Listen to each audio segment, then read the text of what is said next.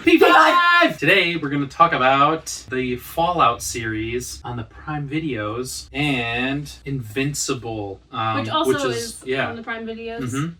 Guess it's just a Prime episode today. So Fallout is, if anybody doesn't know, it's the TV series that they made that is based off of the video game series Fallout. And then Invincible is a series based off of a comic book. Dang, I can't remember the guy who wrote it. But yeah, it's based off a comic book and it's like an animated TV series. So yeah. And also...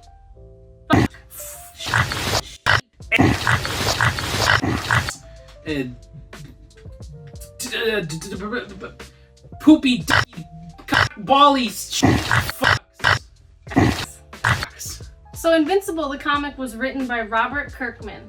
We're going to talk about Fallout. Yes, we're going to talk about Fallout first. We're going to try a new little system of rating. So it's like a little more nuanced. We're going to go out of 30 points now. It's going to be like 10 in each category. So 3 categories. Yeah, and the 3 categories are going to be aesthetics, soundscape. That's a Yeah. thing? Yeah, I made that up. soundscape is a thing, cinematography and sound design. Yeah, so all that kind of stuff. Kind of so the visuals, the sets, like music, sound effects, that kind of stuff. In the aesthetics yes, category. Aesthetics category. And then Second we have category. Script. So like writing. So yeah, just any writing stuff, the structuring of the story, that kind of stuff. Pacing. Yeah, that'll be in the script category. And then the last category. 3. Acting. So yeah, that'll just be cast. Yeah, the cast and dialogue, like how they deliver their lines. I think it'll overlap with aesthetics, so maybe those will be in a different order, but like costume. Yeah. With casting. Mm-hmm. Yeah. We're gonna try it. Yes, so that's what our tentative new rating system is for right now.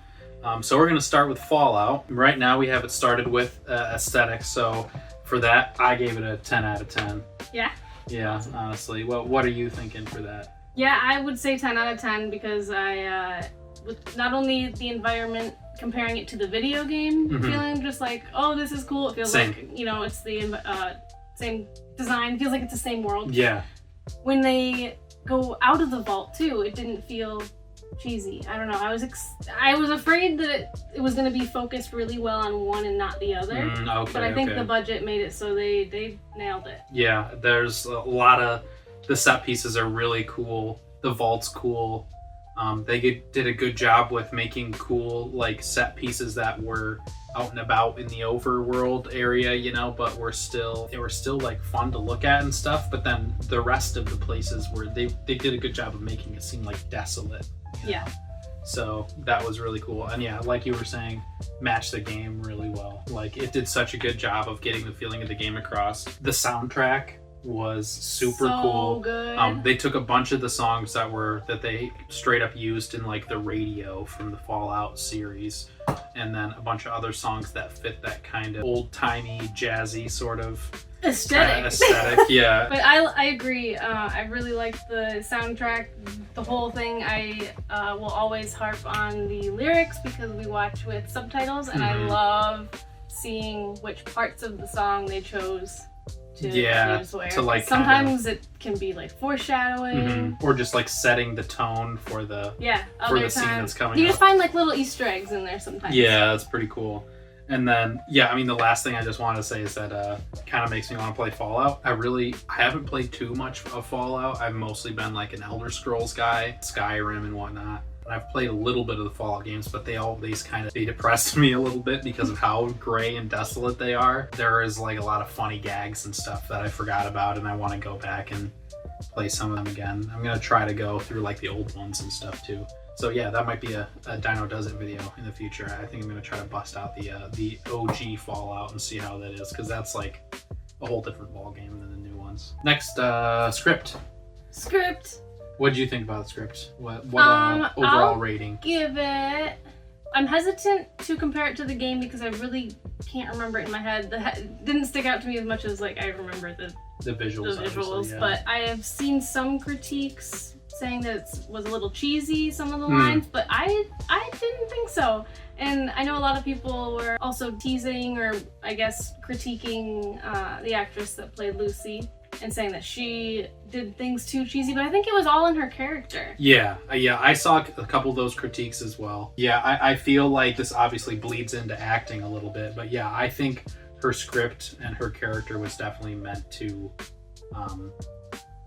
I mean, obviously the whole thing kind of had some levity to it, considering the puppy Yo. Hi, puppy. Considering the environment of everything, you know, everyone just dying, and the whole of society has just been blown up for a long time. You know, there's a lot of goofy parts and stuff, and she's definitely like the goody two shoes, like Comic trying relief to be too, like yeah, and she has a contrast. Yeah, with there's I feel like multiple characters. Obviously, you could argue maybe all of them are comic relief. Like at points, they each but that's just like the essence of being in a post-apocalyptic wasteland. I feel like you kind of have to make jokes to even survive and not off yourself. Yeah. Sorry, that's dark. No, I feel like that's kind of in the script though, and the feeling of it. Yeah. It gets that jokiness across, but there's obviously the feeling of like desperation and hopelessness, you know, obviously woven throughout the whole thing, because yeah, as much as they try to do whatever they're doing, it's kind of vaguely pointless in the grand scheme of things, because everything is just so busted at this point. I think that point out a specific moment that really solidified that feeling for me in Lucy's character when she had to drink radiation water, piss, or whatever it was. Yeah, like that for me was like the solidified moment of she's a not a wastelander anymore, but like she's accepted that she's not a vault literally person. Yeah. not a vault. You know some of the truth, and you are now poisoned, tarnished. But then also she has like she says it a bunch of times, but she has like the okie dokie thing too, which I feel like is almost like the opposite of that. It's her acknowledging her vault dwellerness and just being like, well, okay. And she's just very accepting and just like ready to do the task. Still ready to fight though. That's awesome. Yeah. Like to still be in a hopeless world like that. Obviously she's fighting, trying to get to her father, but she has some motivation. It was good. Yeah. Also, script, I didn't give it a number, I don't think. I'm just gonna give it 10 out of 10. Same. I gave it a 10 too. I really liked it a lot. I thought the cheesiness, or quote unquote cheesiness, I don't know. I don't think cheesiness is cheesiness unless it's like poorly done? Poorly done and not like, you know, aware of itself. Whereas I feel like this was obviously, I feel like it was done in contrast with the... Intentionally? Intentionally and done in contrast with the environment that it's pasted on top of. I also wrote down that throughout the whole thing, obviously I'm not going to give too much of it away, but it feels like you're kind of on a mission from an RPG. Like it gives you that main story from an RPG kind of feeling to it. Something happens to your family member, you have to go out and get them. You think you're on one mission, and then it like kind of leads off in a couple other directions because it's a long story mission, so they have to make it keep going on. So I think it's going to be more straightforward, and then there's stops in the road and stuff, and I don't know. And storylines entangled. Exactly, and little side missions kind of, you know, so it felt like... Always with the side missions. Yeah, exactly. And also, just with the script writing, I thought it was really cool how the three main characters' storylines kind of kept bumping into each other and veering away from each other. That was cool. Yeah, it made me anxious, but they did a really good job with it. Yeah, it was cool. Yeah, it's supposed to make you anxious. It was cool to like see them meet for the first time and then them separate and kind of meet each other in different ways. Very cool. And then the last one, acting, I gave a 9 out of 10.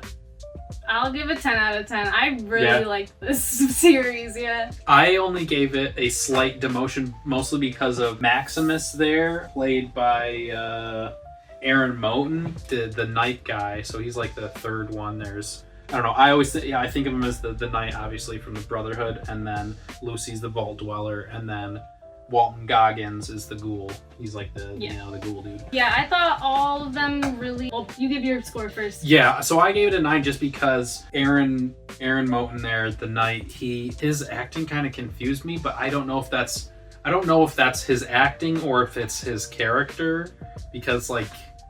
I don't know. He did deliver the funniest line of the entire series. Yes, he did. Yeah. You can just put it a little I guess I'll just put a snippet in there. So yeah, fun. I mean, it's basically become a meme at this point. Oh, it's it so was good. so good. It's so funny. But yeah, it could be on purpose for later seasons, but yeah. I know what you mean, he's like a bit naive, but I think that part's on Yeah, and purpose. it's just kind of hard to see where his character is going or like what his motivation is, but I'm also not sure if that's like kind of purposeful in that he doesn't necessarily like know yet, or like maybe he's just kind of getting one, but he's just his storyline is just being like tossed all over the place, and it doesn't really seem like he was trying to attain anything actual other than like he joined the Brotherhood because the town he lived in when he was a kid got raised and there was knights there, and he was like, I want to be big and strong and save people like those guys. And I still, from watching the show, I don't even know if the knights were on the side of the blowing up of the town or the side of the defending the blowing up of the town. So I still don't even know if like they were the good guys or the bad guys in that situation, or if he was just like idolizing a group that actually fucked over his whole life. Yeah, that's what I was thinking. I'm not really sure. I had the impression that he was gonna get some revenge on the Brotherhood, but then it just his loyalty. Maybe it was just that he was so brainwashed into the Brotherhood. Yeah. That he was blindly loyal, but I don't think he is blindly loyal. I think No, definitely not. He knows some stuff, and he did. Spoiler alert! Kill for his suit. Yeah, it's pretty early on. He ends up like being a squire, and then his knight gets killed, and then but he could have stopped. He like kind of could have stopped it. He didn't try not to stop it. Yeah, but I mean, this guy got super messed up, and he like if he had helped him, there's a better chance the guy could have made it. But also the guy was like, he was pretty busted up at this. Also was a piece of shit. Yeah, and he was a piece of garbage. But that's it in the Fallout universe. They all are. Basically, everyone's kind of, that's the thing. Everyone's almost a piece of garbage in some way or another. I feel like the only person who hasn't been is basically Lucy.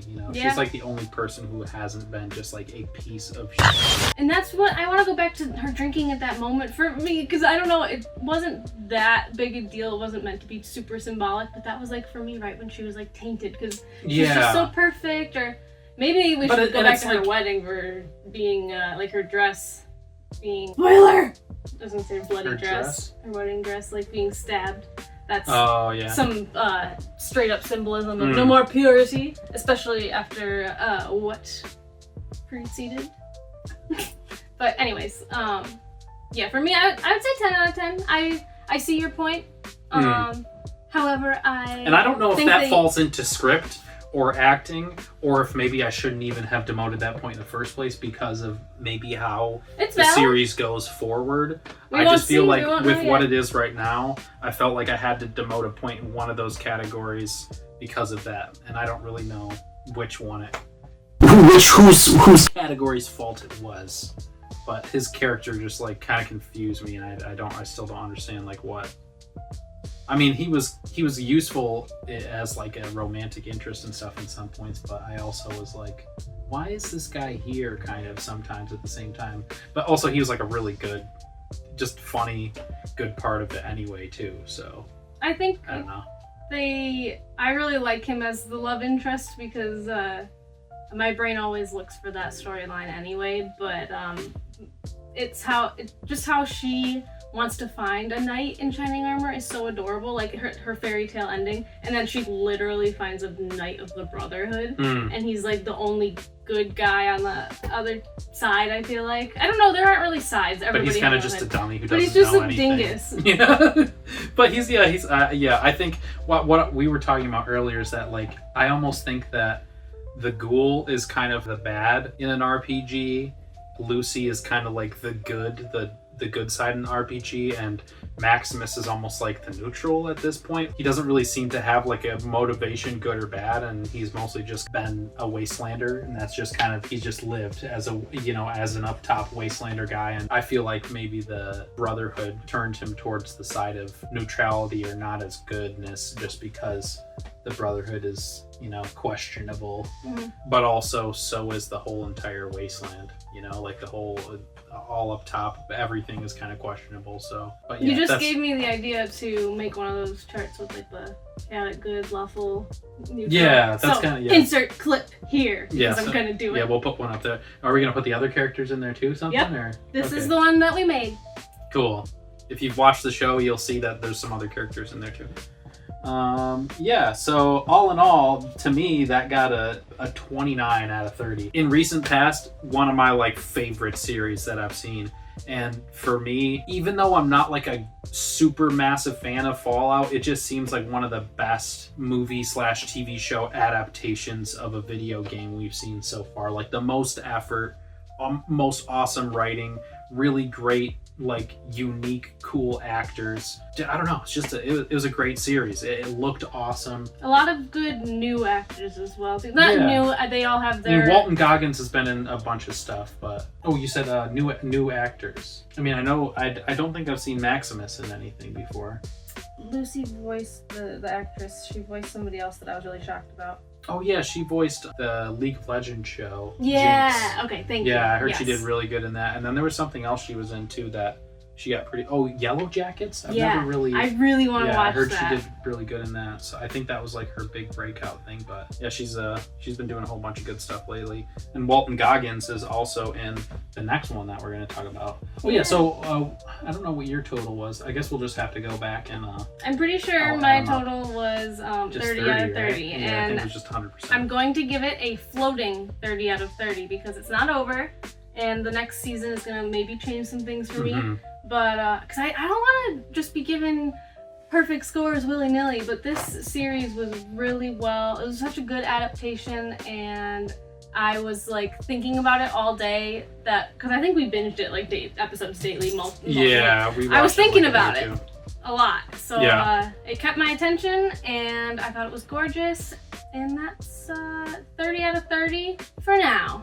Yeah, and I gave it a 29. I'm like. Best series I've watched in a while. Really good, super fun to watch, really suspenseful, funny, looked really cool, had a lot of really cool fun sequences, and did a great job. Hey guys. Hey. Invincible. This one is really good too. It was a really good show. Really brutal. Yeah. Yes, it is super, super gory in some spots, especially like a few like really specific scenes. It gets really intense. There's a lot. I mean, not that I have any children of my own, but I think about the media I consume, and I think about, would I show this to my nieces? And this one, absolutely not. Under no circumstance should any child watch this series. No, but it's.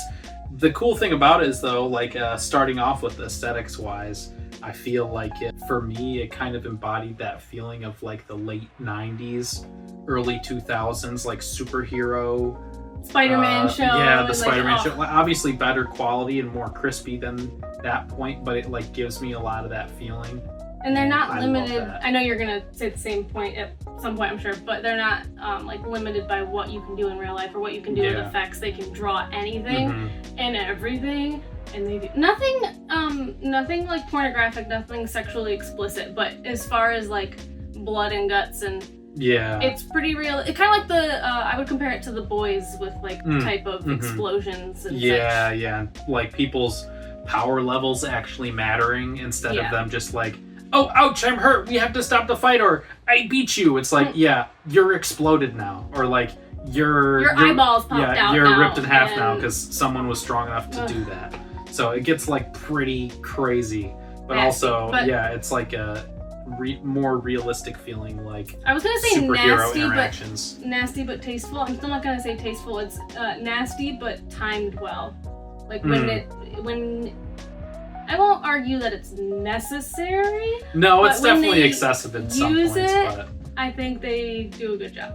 But also, it's if you really think about in the certain scenes where it's happened, if you think about the situation, there's pretty gnarly. Yeah, pretty gnarly, and it's like there's not too many other ways it would actually go down. Really, it's just that they do not, they don't really pan away very often. It's like they just show everything that's happening. If like a person with the strength of 50 people punches you in the face, exactly, or like runs through a crowd of people, or fights someone that is a lot weaker than them, people get messed up. So aesthetics wise, pretty cool. Otherwise, I mean, I think the gore is pretty crazy and entertaining to watch in some cases. Tactfully it depends on who you are, obviously. But I gave it a 9 out of 10. for aesthetics wise. That's what I was gonna say. Also, 9 out of 10. The only thing I demoted it for a little bit was sometimes like the character angles are drawn a little funny, especially Mark, but I think like he's the main character. He's the namesake of the show, Invincible. I guess we didn't really explain what the show's about too much, but basically it's just about like a father who is like basically the Superman in this universe, and the son, who's kind of the main character, is a teenager and he's like just getting his powers. It kind of turns out that the dad has been hiding stuff about his identity and his motives and stuff for a lot of his life until up to this point, and it gets more and more crazy as the show gets on. And he's kind of like a Superman character at the beginning, like just standard good guy, helps everyone, is really strong, blah blah blah. But that changes quickly. Yes, that changes very fast, and you figure out that is really not quite what he is at all. And it's really more Mark, the son, who ends up filling that role because he just kind of has a better moral compass than his father does, for many reasons. But yeah, so that's the basic premise of the show. So yeah, going back to aesthetics, the last thing I was gonna say to demote it was just because we see Mark a lot. I think sometimes seeing him at different angles, he doesn't always quite look like the same person. Like he's not always drawn consistently sometimes, but there's just so much crazy stuff going on, and then he's just drawn more than anyone else because, you know, he's like the main character, so he's what they're showing most of the time. It just seems like, especially the spots where he was just like conversing to someone about things, sometimes when they just like showed a different angle in order to, he's still just like talking with someone, he'd look a little funny to me sometimes. But I'm also being a little nitpicky. For most of it, the animation stuff is really cool, gives you that comic booky feel, and it seems nice and crispy, and all the character designs are really cool and very comic booky looking, and not in like a cheesy way either, you know, good character proportions and stuff. And the colors are cool. I know you like the soundtrack a lot. Yes. Yeah. I like it a lot. Okay, well, the sound design, that was like the first thing I noticed. I have a cat hair in my mouth. Break. Maybe poppy hair, I don't know. But anyways, the soundtrack, it was really good. It was like the first thing I noticed. It felt current. It was all like up-to-date songs, or if they were older songs, it was like perfect choices. If I was just rating by sound, I would say soundtrack 10 out of 10, but I'm including it in the aesthetics. We'll look at my score later. Really liked it, and it got me hooked. The soundtrack, I would say, is what drew me in on the first episode, and the gore. Yeah, it is pretty crazy. Yeah. It's yeah. They hit you with a train with that in the very beginning too. Like the first episode, the finale of it is just like, what the super good though. And then I guess that kind of rolls into the script. So should we give our ratings then? Oh yeah. So yeah, for aesthetics, I gave it a 9 out of 10.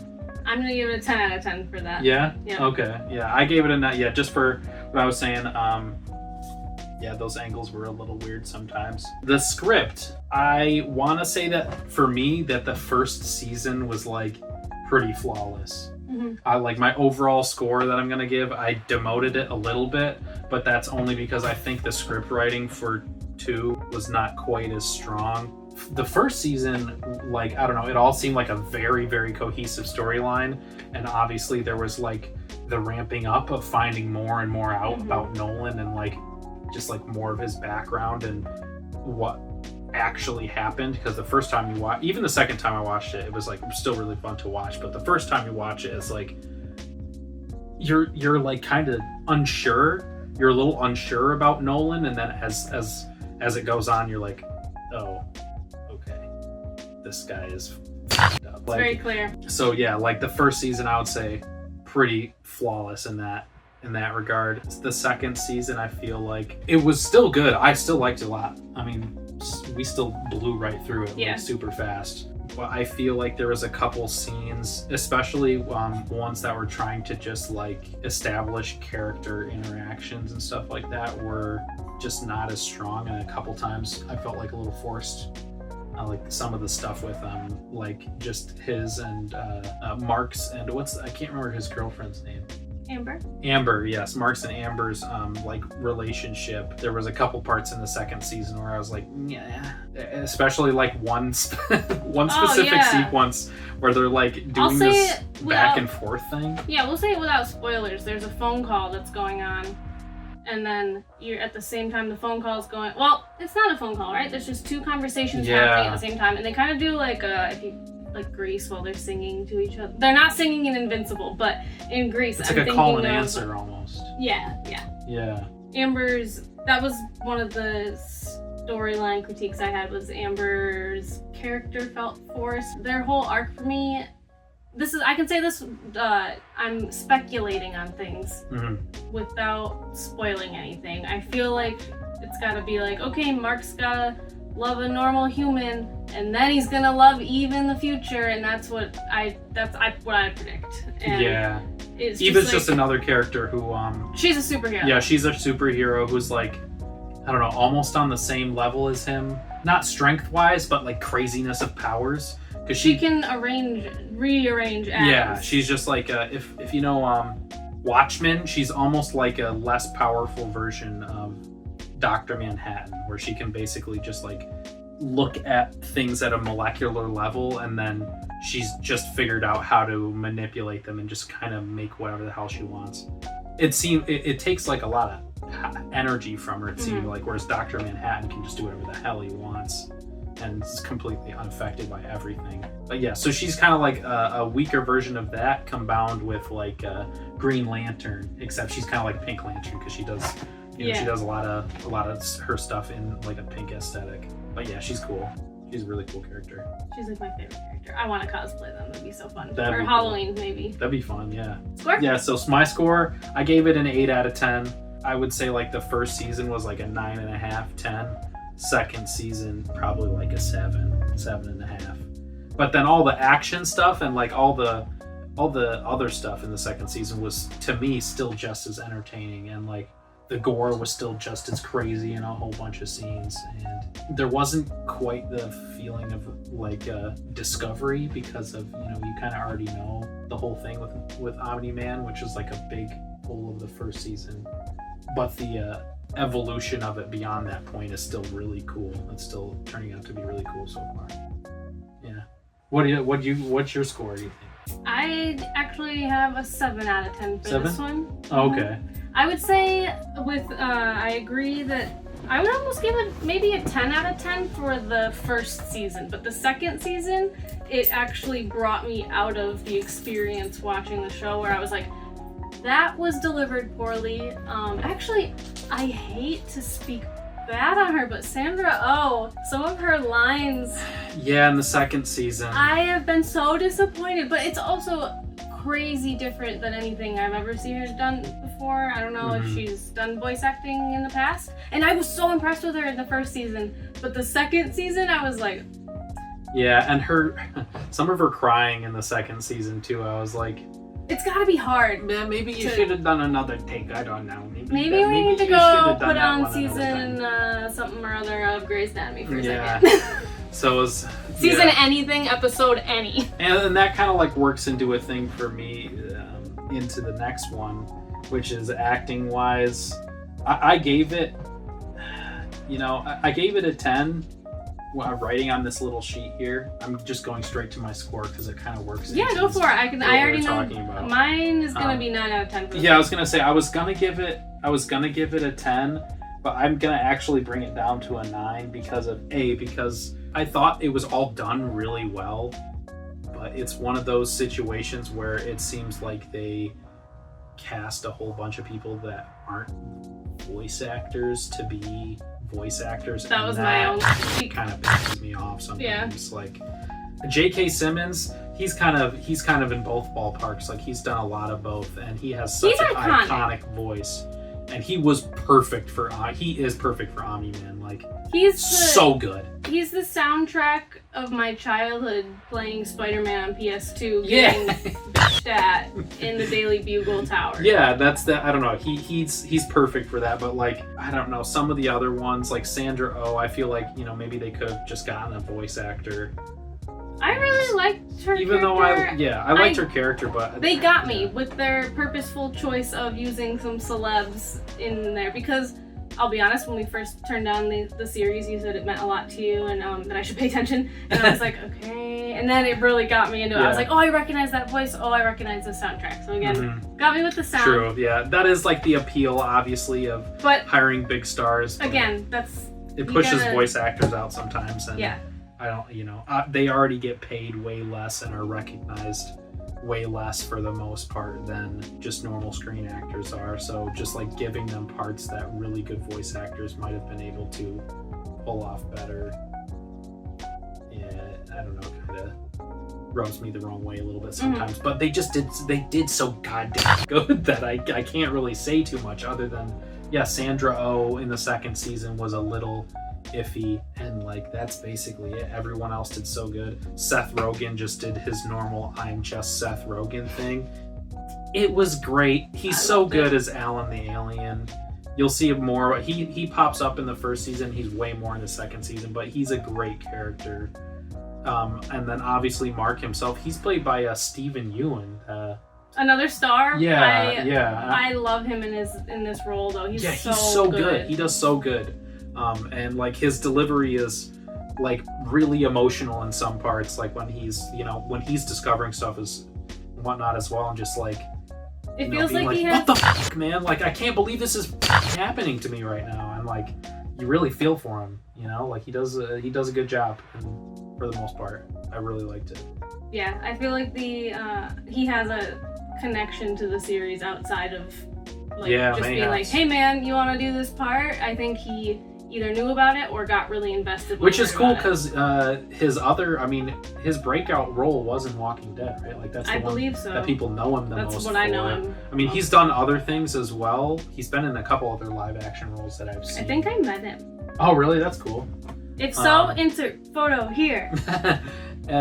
It's just cool that the other breakout role that he was in, that he got big for, was also based off of like a really big comic book series. Absolutely. Which is also really, I love. That's no coincidence. Yeah, I'm definitely, I haven't watched too much of the actual series, honestly. I've watched the first couple seasons, but I love the Walking Dead comic book. I don't know. A lot of people kind of like shit on it, but I just think it's just a pretty cool like story that's just interactions of human beings laid over the top of an environment of zombies and having to do these life or death situations, and sometimes it kind of drags on and stuff, but I don't know, it was fun for me to read, at least what I read of it. I've read like the first 2 compendiums of it or something, so yeah, I have to read Invincible still too. I've read just a little bit of that, but I'm gonna start doing some like little comic book recommendations and stuff on my Dino Does It channel pretty shortly, so maybe those will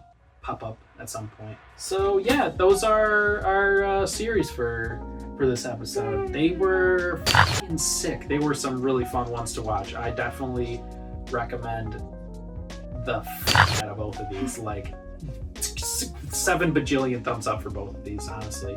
Fallout a little bit more, but if you're like a fan of superhero stuff or comic books, Invincible is like, you gotta watch that. If you haven't seen it before, you have to watch it. It's like unless gore really bothers you, but I feel like if you're a big comic book fan or nerd, you're probably alright.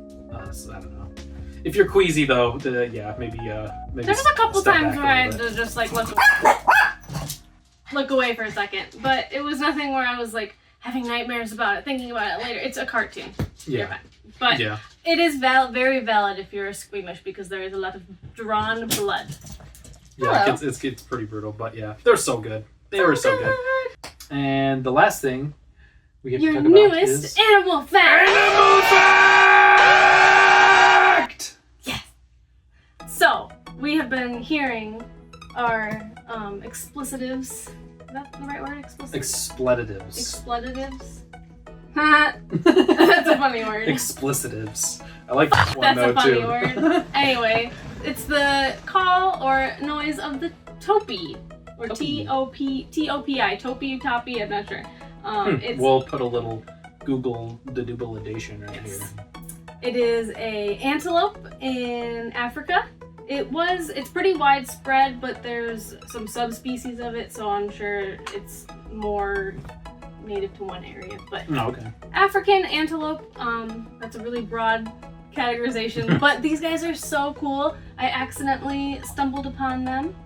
I actually found the heart beast first. That's the one I showed you the the super picture skinny of. face boys. And they're related, but not the same exact species. So okay. they have like more black on their face, and their horns are a little bit more straight up, as opposed to the one I showed you where they go like out. Oh, okay. I might have that backwards. Either way, here's the comparison We'll of the compare two. They're very, very cute. But I found this because there was a fun fact on their reproduction style. Reproduction style! It's actually, wait, pause. I'm just thinking of like a JoJo like stance or something. Oh god. JoJo. Oh, Poppy, look at that. She's holding a phone in her hand. Okay, shout out to this book, bitch. It's where I've gotten, I don't know, have I shared the hyena fact yet? Hyenas? No, I don't think so. We'll talk about hyenas soon. Or I share that fun fact about hyenas. I share it with everyone I meet. It just comes up naturally somehow. But I'll save that one for another day, another time. Yeah, hyenas are crazy. Hyenas are wild, and anyone who says, never mind, we'll just go on another time.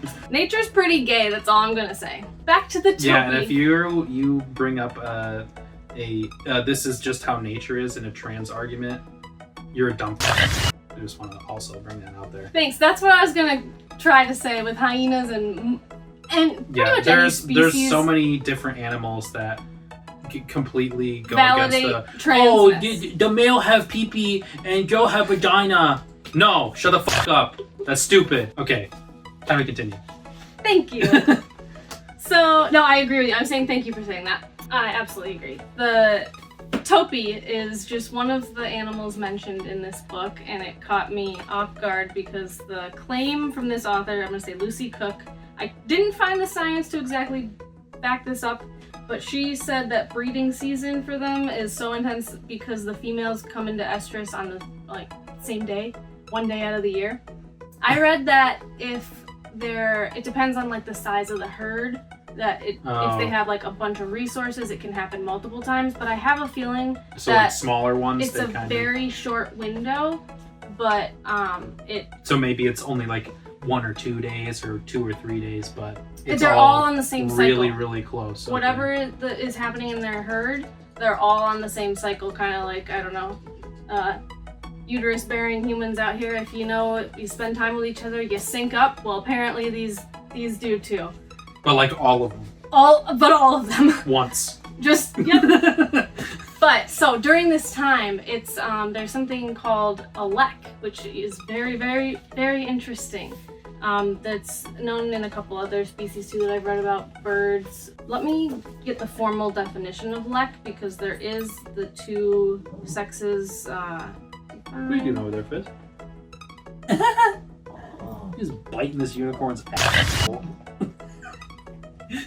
You have it, yeah, just straight up. It was facing downwards at first, though. Its face was smushed into the ground, and Fizzy was just eating out this unicorn's ass over here. Okay, so yeah, a lek as a noun is just a patch of ground used for communal display in the breeding season by males of certain birds and mammals, especially black grouse. Okay, so I'm assuming black grouse is where I learned it the first time. Okay. But each male will defend a small territory in order to attract females for mating. But it's this big area where in another version of a lek, I can't remember what species, I'll fact check it and then put it here, they dance until exhaustion. And these birds will form this big group in a lek, and they'll all dance and go hard and be moving, and then the ones in the middle well, sometimes like those are the ones with the most energy who go in the hardest. But if they get exhausted and don't make it out, they'll get trampled to death. So like it's intense. They're displaying it for the ladies trying to get chosen. But back to the topi. Tear it up and to death. There's multiple strategies as per any animal for mating. These topi males aren't like the birds, they don't dance, but they all claim different territories, different patches of land. The males that are more aggressive will claim better spots that are more, more territory, wider open areas, more access to the females, whereas some of the skittish males will be on the outskirts, and they have their own tactics, which I'll mention in a moment. But the males in the middle, let me just read as she says here, as the females shop for sex, rejected males are not above resorting to underhand tactics to win their attention. So I'm going to speak about these outsiders, skittish males for a minute. Oh, okay. If a female leaves her territory unmated, a scorned male will often sound an alarm. Oh, I'm sorry, if a female leaves his territory unmated, a scorned male will often sound an alarm call, a loud snort that signals a hyena or lion is nearby. This is a fake call. The fake news is alert encourages the exiting female to hang around for a minute because he might be able to protect her for a moment. Oh, okay. And if she sticks around long enough, she'll get bored enough to let him mount her and reproduce. Jesus Christ. But these females, they prowl around. Hey, whoa, wait. There's a big scary, something big and scary over there. Is it, baby? Wait. It's cold outside. Wait. If you actually, it's maybe very hot. While you're waiting, while they go away. I got something for you. We could do something if you want. So the females on this day of breeding, they go around and they will mate with multiple males. So it's not polygamy, but polyamory, I believe. They don't like. There's no relationship. I don't know if that's correct, but regardless, the females will let multiple males mount them up to like.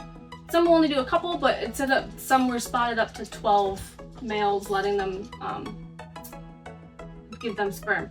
And is good and bad because the males that are in the middle, the more defensive males, whatever, they can to death. That's a bit exaggerated. Death by snoo. They can get exhausted, and they can also run out of sperm.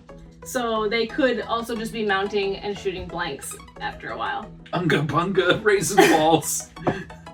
So nature is beautiful. The topi makes some funny noises, and they're really cool looking. Their breeding style is unusual. But that's only because we're not used to it, right? It's not a human. I'll leave it to them.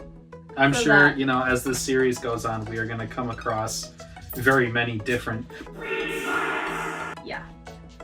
So yeah, that's the topi. That is the topi. So they're really cool. There's some theories that the babies are either born hiders or followers, which is kind of cute. Which I think also has to do with just like how big the herd is, where the female ranks in the herd, and where the herd where they are located, as in how close they are to water or just vegetation, because they can, like other ruminants, I would say, they can absorb the water from what they're eating. So that's how they survive when there's like a drought. Okay. But they do really well. Kind of like the little kangaroo rats that basically don't drink any water. They just like only get the little bit of water they need from like nuts and shit. So it depends on multiple things, but the females can sometimes like go in the bush and hide a bit and give birth there, and that's thought to. It sounds more like a behavioral ecology thing where they're influenced by what they're born into, where like if they're born in a more solitary state with just their mom, they'll be one of the hiders, and then if they're in a big group and born in the middle of the group, they're right in the social activity, the social structure from day one. So it's pretty cool, a nature versus nurture argument with them. Yeah. Which is interesting. Nature and nurture. Yeah. Definitely a little bit of both, it seems like. Ta-da! Yeah! Topies! Animal fact! Topies! Yeah, that's the end of the episode. Thank you for anyone who ended up watching the whole thing, and Limpkin some scrimp, and see you later. Bye-bye. P5! Oh, bye, Puppy Gil. Oh, you're so sleepy. Oh, bye. Can you see her there? Yep. Good.